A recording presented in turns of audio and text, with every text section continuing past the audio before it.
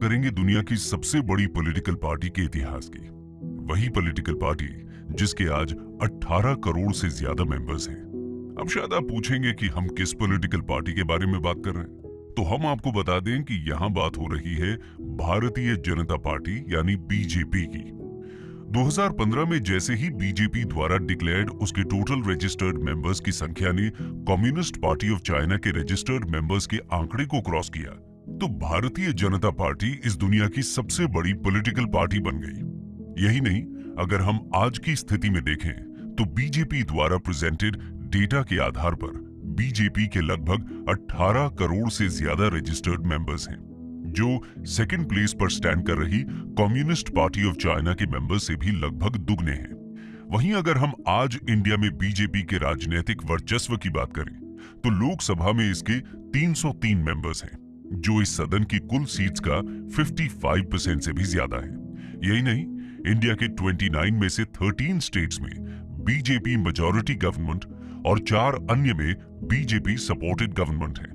तो ऐसे में इस पार्टी के इतिहास के बारे में चर्चा करना तो लाजमी है, ताकि ये समझा जा सके कि जो पार्टी महज 4 दशक पहले ही बनी थी, वो आज दुनिया के शिखर पर कैसे पहुंच गई। तो चलिए आज हम जानते हैं इतिहास भारतीय जनता पार्टी का, predecessors of Bharatiya Janata party. दोस्तों, 21 अक्टूबर 1951 को डॉक्टर श्यामा प्रसाद मुखर्जी ने राष्ट्रीय स्वयं सेवक संघ की सहायता से भारतीय जनसंघ की नींव रखी। यहां हम आपको बता दें कि श्यामा प्रसाद मुखर्जी इससे पहले इंडियन कॉन्स्टिट्यूएंट असेंबली के मेंबर थे। साथ ही वो जवाहरलाल नेहरू की फर्स्ट कैबिनेट में minister of industry and supply भी नियुक्त किए गए थे। लेकिन 1950 में हुए नेहरू लियाकत पैक्ट के विरोध में उन्होंने अपने पद से इस्तीफा दे दिया और ठीक इसके बाद वो भारतीय जनसंघ के जन्मदाता और पहले प्रेसिडेंट बने। दोस्तों, उस समय इस नवोदित पार्टी का मकसद था इंडिपेंडेंट इंडिया में हिंदुओं की कल्चरल आइडेंटिटी की रक्षा करने के साथ साथ कांग्रेस और मुख्य रूप से जवाहरलाल नेहरू की परसीव्ड मुस्लिम अपीसमेंट पॉलिसी का विरोध करना। साथ ही जनसंघ की मांग थी कि जम्मू और कश्मीर का भारत में पूर्ण रूप से विलय कर लिया जाए।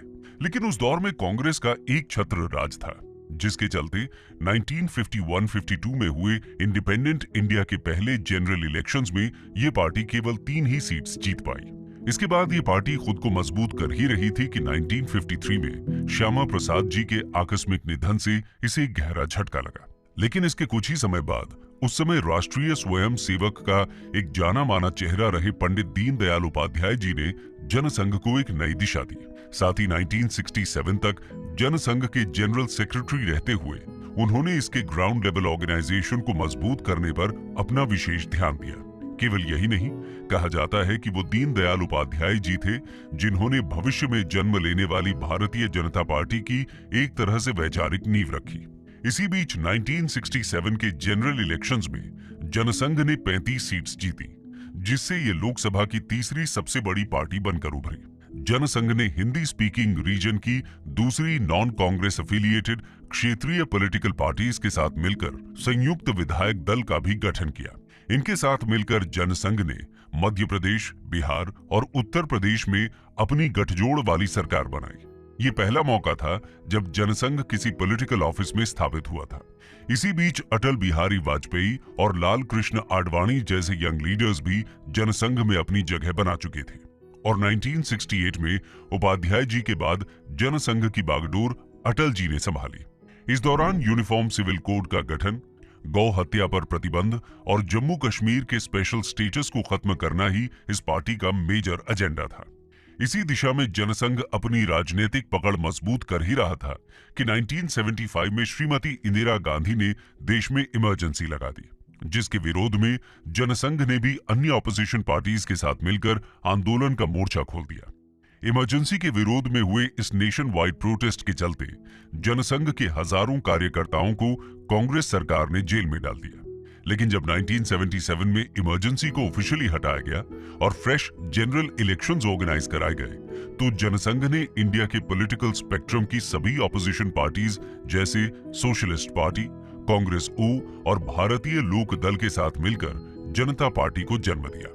परिस्थितियों की वजह से एकजुट होकर बनी इस नई विलक्षण पार्टी का सिर्फ एक ही उद्देश्य था इंदिरा गांधी की कांग्रेस पार्टी को हराकर सत्ता से बेदखल करना। और जब इस चुनाव के नतीजे आए तो वो हो गया जिसकी किसी ने कल्पना भी नहीं की थी। देश में पहली बार कांग्रेस सत्ता के बाहर थी और जनता पार्टी की सरकार गठित हो रही थी। इस न्यूली फॉर्म्ड गवर्नमेंट ने मोरारजी देसाई को देश का प्रधानमंत्री नियुक्त किया, लेकिन इस गवर्नमेंट में सबसे बड़ा शेयर जनसंघ का ही था। इस चुनाव में जनसंघ को 93 सीट्स मिली थी, जो इस पार्टी को मिली कुल सीट्स का 31% था। इस नवनियुक्त गवर्नमेंट में जनसंघ के प्रीवियस लीडर अटल बिहारी वाजपेयी को मिनिस्टर ऑफ एक्सटर्नल अफेयर्स बनाया गया। ऐसे गठजोड़ से ये मिलीजुली सरकार बन तो गई, लेकिन इसके कंस्टिट्यूएंट पार्टीज के बीच सामंजस्य यानी कंपैटिबिलिटी का अभाव था। और ऐसा इसलिए भी था क्योंकि इसकी अलग अलग कंस्टिट्यूएंट पार्टीज की आइडियोलॉजीज भी एक दूसरे से काफी डिफरेंट थी, जिसके चलते इसके एक घटक दल ने आरएसएस एसोसिएटेड जनसंघ के मेंबर्स से इस ड्यूअल मेंबरशिप को खत्म करने की मांग की। लेकिन उनकी इस मांग को जनसंघ के मेंबर्स ने मानने से इनकार कर दिया। इसके चलते जनता पार्टी का एक फैक्शन, जनता पार्टी सेक्युलर के नाम से, इस सरकार से अलग हो गया। और इसका नतीजा ये हुआ कि मोरारजी देसाई की ये मेल जोल से बनी सरकार गिर गई। ऐसे में 1980 में जनरल इलेक्शंस फिर से ऑर्गेनाइज हुए, लेकिन इनमें जनता पार्टी ने बहुत बुरा परफॉर्म किया और केवल 31 सीट ही जीत पाई। जिसके बाद अप्रैल 1980 में अपनी इस करारी हार की विवेचना करने के लिए बुलाई गई जनता पार्टी की नेशनल एग्जीक्यूटिव पार्टी की मीटिंग में यह फैसला किया गया कि पार्टी के सभी मेंबर्स को अपनी ड्यूअल मेंबरशिप छोड़नी होगी। इशारा साफ था, जनसंघ के मेंबर्स के पास सिर्फ दो ही रास्ते थे, या तो वो जनता पार्टी को चुने या फिर आरएसएस को। लेकिन इस मांग के उत्तर में जनसंघ के मेंबर्स ने जनता पार्टी का साथ छोड़ने का फैसला कर लिया और इस तरह जनता पार्टी से अलग होकर पूर्व में मुख्य रूप से जनसंघ का पार्ट रहे आरएसएस एफिलिएटेड मेंबर्स ने मिलकर 6 अप्रैल 1980 को भारतीय जनता पार्टी को जन्म दिया, जो आने वाले समय में भारतीय राजनीति का केंद्र बनने वाली थी। तो चलिए यहां से अब हम अपनी कहानी के अगले भाग में चलते हैं, the rise of Bharatiya Janata party. दोस्तों, यहां तक हमने देखा कि किस तरह भारतीय जनता पार्टी भले ही आज से लगभग 4 दशक पहले बनी हो, लेकिन उसके उद्गम की भूमिका भारत की आजादी के साथ ही बननी शुरू हो गई थी। हालांकि बीजेपी एक नवोदित पॉलिटिकल पार्टी थी, फिर भी इसमें जनसंघ के ओरिजिनल स्ट्रक्चर की झलक साफ देखी जा सकती थी। यही कारण है कि बीजेपी के पहले प्रेसिडेंट भी उस समय जनसंघ का प्रमुख रहे अटल बिहारी वाजपेयी जी ही थे। अपने शुरुआती दिनों में इस पार्टी को अपनी जमीन तलाशने में बहुत सी दिक्कतें आई। इसका एक बड़ा कारण यह भी था कि जनसंघ से अलग पहचान बनाने के लिए नवोदित बीजेपी अपनी आइडियोलॉजी को लेकर कुछ हद तक कंफ्यूज थी। यही कारण था कि वो जनसंघ की हिंदुत्व वाली इमेज से अलग हटकर खुद को जनता पार्टी का एक अहम घटक दल और गांधीवादी सोशलिज्म की मॉडरेट आइडियोलॉजी से जोड़ने की कोशिश कर रही थी।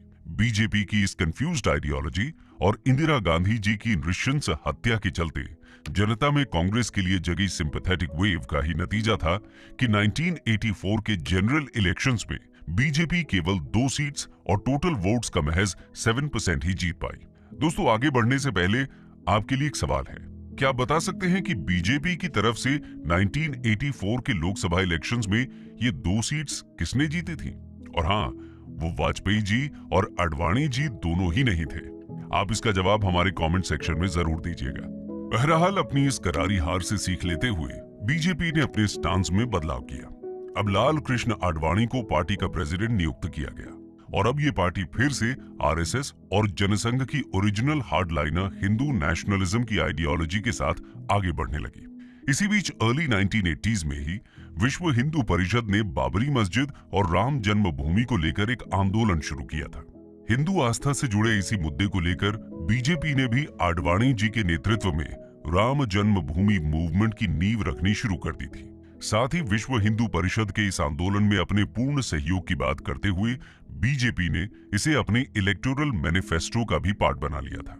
एक तरह से यही वो मुद्दा था जिसने स्ट्रगल करती बीजेपी में नए प्राण फूंक दिए। इस मुद्दे को लेकर चलाए जा रहे अपने कैंपेन की वजह से ही लोगों में इस पार्टी को लेकर सपोर्ट बढ़ने लगा था, जिसका पहला परिणाम 1989 के जनरल इलेक्शंस में देखने को मिला, जहां बीजेपी को 86 लोकसभा सीट्स मिली थी।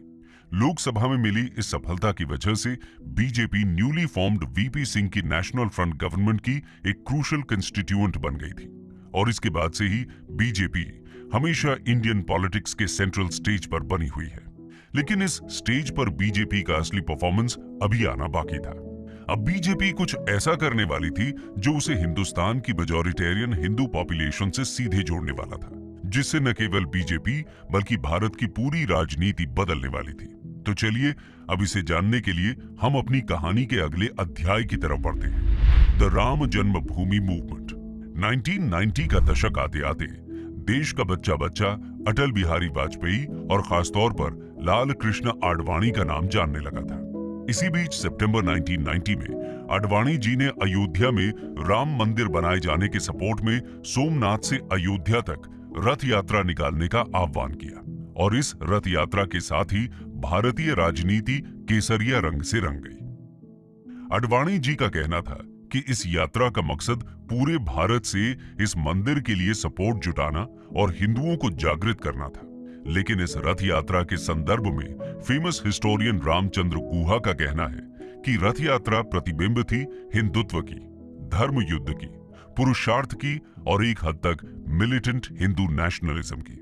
खैर, इस यात्रा को चाहे किसी भी चश्मे से देखा जाए, लेकिन इस पूरी यात्रा के दौरान आडवाणी जी अपने पब्लिक स्पीचेस में गवर्नमेंट पर मुस्लिम तुष्टीकरण और स्यूडो सेक्युलरिज्म की आड़ में हिंदुओं के लेजिटिमेट एस्पिरेशंस को दरकिनार करने का आरोप लगाते रहे। इस बीच वो इस मूवमेंट और अपनी पार्टी के लिए जनता से सहयोग की अपील भी करते रहे। इस यात्रा के चलते बिहार के तत्कालीन मुख्यमंत्री लालू प्रसाद यादव ने आडवाणी जी के प्रिवेंटिव डिटेंशन में डाले जाने के ऑर्डर रिलीज कर दिए। लेकिन इसके बाद भी हजारों की संख्या में कार सेवक या रिलीजियस वॉलंटियर्स अयोध्या पहुंचने लगे। उत्तर प्रदेश में इस बढ़ते जमावड़े को देखते हुए उत्तर प्रदेश के तत्कालीन चीफ मिनिस्टर मुलायम सिंह यादव ने हजारों कार सेवकों को डिटेन करने के ऑर्डर्स दे दिए। लेकिन उसके बाद भी बहुत से कार सेवक अयोध्या पहुंच गए। इसे देखते हुए अयोध्या में पैरामिलिट्री फोर्सेस लगानी पड़ी। इसी बीच फोर्सेस और कार सेवकों के बीच झड़प हो गई, जिसमें बहुत से कार सेवकों को अपनी जान गंवानी पड़ी। इस घटना के बाद उत्तर प्रदेश का माहौल बिगड़ने लगा और उत्तर प्रदेश में बहुत सी जगहों पर दंगे शुरू हो गए। इसी बीच बीजेपी ने वीपी सिंह गवर्नमेंट से भी अपना सहयोग वापस ले लिया, जिसके चलते फिर से फ्रेश इलेक्शंस हुए और इस बार बीजेपी को 120 सीट्स मिली। साथ ही उत्तर प्रदेश में भी बीजेपी की सरकार बन गई। लेकिन इस कहानी में सबसे बड़ा मोड़ आना अभी बाकी था। 6 दिसंबर 1992 राष्ट्रीय स्वयं सेवक संघ और उसके एफिलिएट्स ने एक रैली ऑर्गेनाइज की, जिसमें विश्व हिंदू परिषद और बीजेपी के 1 लाख से ज्यादा एक्टिविस्ट शामिल हुए। ये रैली अयोध्या के उसी विवादित राम जन्मभूमि के पास ही हो रही थी। लेकिन उसी दिन संदिग्ध परिस्थितियों में ये रैली उग्र हो गई और इसमें शामिल हुई लाखों की भीड़ ने विवादित बाबरी मस्जिद पर हमला करके उसे तहस नहस कर दिया। ये घटना एक अर्थक्वेक के समान थी, जिससे निकलने वाली तरंगे आने वाले बहुत से हफ्तों तक देश के अलग अलग हिस्सों में हिंदू मुस्लिम दंगों के रूप में फैलती रही और देश भर में हुए इन दंगों में हजारों लोगों की मौत हो गई। इस विवादास्पद घटना के बाद गवर्नमेंट ने विश्व हिंदू परिषद को बैन कर दिया और साथ ही आडवाणी और अन्य बीजेपी लीडर्स को भीड़ को उकसाने और उग्र भाषण देने के आरोप में अरेस्ट कर लिया। इस घटना के बारे में बहुत से हिस्टोरियंस का मानना है कि ये एकाएक हुई घटना नहीं, बल्कि सोची समझी प्री प्लान्ड कंस्पिरेसी थी। इसी संदर्भ में 2009 में जस्टिस मनमोहन सिंह लिबाहान की रिपोर्ट में बीजेपी के बहुत से नामचीन लीडर्स जैसे अटल जी, आडवाणी जी, मुरली मनोहर जोशी समेत 68 को इस डेमोलिशन के लिए दोषी माना गया। इस रिपोर्ट के अनुसार इनके भाषणों और बहकावे में ही बाबरी मस्जिद डिमोलिश की गई। साथ ही उस वक्त की कल्याण सिंह की यूपी स्टेट गवर्नमेंट को भी इस घटना में शामिल माना गया। लेकिन 30 सितंबर 2020 को आए सुप्रीम कोर्ट ऑफ इंडिया के फैसले में इन सभी लीडर्स को दोषी न मानते हुए इन्हें बरी कर दिया गया। अब इन तथ्यों और उनकी विवेचना के आधार पर हम इस घटना को किसी भी तरह देख सकते हैं। लेकिन फिर भी इस सब के बीच भी जो एक बात स्पष्ट रूप से नजर आती है वो ये कि आजाद भारत के इतिहास की शायद यही वो सबसे बड़ी घटना है जिसने हिंदुस्तान के आने वाले कल को हमेशा के लिए बदल कर रख दिया। खैर, यदि हम अपनी कहानी में आगे बढ़ें तो हम देखेंगे कि बीजेपी ने इसी दौरान राम जन्मभूमि से जुड़ी इस रथ यात्रा के अलावा भी एक यात्रा की थी, और वो थी दिसंबर 1991 में तत्कालीन बीजेपी प्रेसिडेंट मुरली मनोहर जोशी के नेतृत्व में की गई एकता यात्रा। ये यात्रा देश में एकीकरण का संदेश देने के लिए कन्याकुमारी से 11 दिसंबर 1991 में शुरू की गई थी और 14 स्टेट से होते हुए 26 जनवरी 1992 को श्रीनगर के लाल चौक पर तिरंगा फहराने के साथ खत्म हुई। लेकिन दोस्तों, बीजेपी की इन दोनों ही यात्राओं में भी एक और समानता थी। वो ये थी कि इन दोनों के आयोजन में भारत के current prime minister Narendra Modi ji ने एक अहम किरदार निभाया था। ऐसे में हम समझ सकते हैं कि भारत का भावी नेतृत्व भी इन्हीं आंदोलनों के बीच तैयार हो रहा था। लेकिन भारत की सत्ता इस नए नेतृत्व के हाथ में सौंपे जाने के लिए अभी 2 दशक का समय शेष था। तो इसी बीच के 2 दशकों में बीजेपी का क्या हुआ, इसे जानने के लिए चलिए अब हम अपने अगले अध्याय में चलते हैं। The BJP turned into NDA. दोस्तों, 90s का दशक आते आते कांग्रेस अब वो पुरानी वाली कांग्रेस नहीं रही थी। उसे चुनौती देने के लिए बहुत से क्षेत्रीय दल लामबंद हो रहे थे, लेकिन इनमें से कोई भी अकेले टक्कर देने में सक्षम नहीं था। ऐसे में बीजेपी, जो अब तक भारत की दूसरी सबसे बड़ी पार्टी बन चुकी थी, ऐसी कांग्रेस विरोधी आंदोलनों का नेतृत्व करने के लिए परिपक्व हो चुकी थी। अब अगले 2 दशक तक बीजेपी, जो इन दलों के साथ मिलकर एनडीए या नेशनल डेमोक्रेटिक अलायंस बना चुकी थी, उसका सीधा मुकाबला यूपीए या यूनाइटेड प्रोग्रेसिव अलायंस के रूप में कांग्रेस के घटक दलों से हो रहा था। इस दौरान बीजेपी का नेतृत्व एक तरह से अटल बिहारी वाजपेयी जी के हाथ में रहा, जिन्होंने 3 अलग अलग बार देश की कमान भी संभाली, लेकिन उनमें से एक ही बार वो अपना कार्यकाल पूरा कर पाए। इसका एक बड़ा कारण यही था कि ये दौर गठजोड़ की सरकारों का था, जहां घटक दलों के मूड के अनुसार सरकार बनती या गिरती थी। फिर भी उसके बीच राजनीति में बीजेपी के बढ़ते कद और जमीन पर उसकी बढ़ती पकड़ को साफ देखा जा सकता था। इस बीच जब अटल जी ने 1999 से 2004 तक अपनी सरकार बनाई, तो उस बीच उनके गवर्नमेंट की काफी सराहना हुई। साथ ही उस बीच जिस तरह से उनके द्वारा पाकिस्तान से संबंध सुधारने के लिए बस यात्रा के माध्यम से पहल की गई, उसकी भी देश विदेश में काफी सराहना हुई। लेकिन भारत की तरफ से हुई इस पहल के बाद भी पाकिस्तान के हाथों कारगिल युद्ध के नाम पर भारत को सिर्फ धोखा ही हाथ लगा। ऐसे मुश्किल वक्त में जिस तरह से अटल जी के नेतृत्व में भारतीय सेना ने पाकिस्तान को मुंह तोड़ जवाब दिया, ऐसा माना जा रहा था कि अटल जी की सरकार दोबारा बनना तय है। लेकिन आशाओं के विपरीत कांग्रेस यूपीए के रूप में वापस लौट आई। यही नहीं, कांग्रेस एडमिनिस्ट्रेशन पर लगातार उठते सवालों के बाद भी यूपीए ने अपने 2 कंसेक्यूटिव टर्म्स पूरे किए, जिसे देखकर लगता था कि अब शायद कांग्रेस का वही पुराना दौर वापस आ गया है। लेकिन इस कहानी में अभी एक आखिरी मोड़ आना बाकी था, और ये मोड़ आना इसलिए भी जरूरी हो गया था क्योंकि बीजेपी का एक नया नेतृत्व एक नई दिशा के साथ तैयार हो चुका था। ऐसा नेतृत्व जिसकी नींव उसकी 2 देशव्यापी यात्राओं के दौरान 2 दशक पहले ही पड़ गई थी। जी हाँ, हम बात कर रहे हैं नरेंद्र मोदी जी की। तो चलिए अब हम अपनी कहानी के आखिरी अध्याय की ओर बढ़ते हैं। The NDA turn BJP. दोस्तों, यूपीए के सेकंड टर्म में उस पर बहुत से करप्शन के आरोप लग रहे थे, साथ ही महंगाई भी आसमान छू रही थी। ऐसे में देश की जनता परिवर्तन चाहती थी और वो उन्हें गुजरात के तत्कालीन सीएम और बीजेपी के पीएम कैंडिडेट नरेंद्र मोदी में देखने को मिल रहा था। ये मोदी जी की फैन फॉलोइंग ही थी जिसने 2014 और फिर 2019 में उनके द्वारा लड़े गए प्रेसिडेंशियल स्टाइल इलेक्शंस में ऐतिहासिक जीत दिलाई। और ये इस जीत का ही नतीजा था कि जहां एक समय बीजेपी को सरकार बनाने के लिए एनडीए का सहारा लेना पड़ रहा था, वहीं अब बीजेपी अकेले अपने दम पर सरकार बना पाने में सक्षम थी। यही नहीं, सेंट्रल इलेक्शंस हो या फिर स्टेट, बीजेपी पीएम मोदी के नाम पर ही इलेक्शंस लड़ती देखी जाती है। ऐसे में ये समझना मुश्किल नहीं है कि 2014 और 2019 में हुए इन जनरल इलेक्शंस में भी लोग अपनी कॉन्स्टिट्यूएंसी के लिए कैंडिडेट नहीं बल्कि अपने लिए पीएम चुन रहे हैं। लेकिन बीजेपी के इस टर्न अराउंड के श्रेय का हकदार एक व्यक्ति और है, और वो है उसे 2014 के जनरल इलेक्शन में जीत दिलाने में एक अहम भूमिका निभाने वाले तत्कालीन बीजेपी प्रेसिडेंट और current home minister Amit Shah. ये अमित शाह जी का पॉलिटिकल एक्यूमेन ही है जिस वजह से उन्हें आज की राजनीति का चाणक्य भी कहा जाता है। ये उनका किया हुआ ग्राउंड वर्क ही है जिस वजह से बीजेपी आज न केवल इंडिया की बल्कि दुनिया की सबसे बड़ी पार्टी बन गई है। जबकि वहीं दूसरी ओर एक समय देश पर एक छत्र शासन करने वाली कांग्रेस आज सिमटती जा रही है। अब भविष्य में ये मोदी शाह की जोड़ी क्या रंग दिखाती है, ये देखना दिलचस्प होगा। दोस्तों, इस बारे में आपको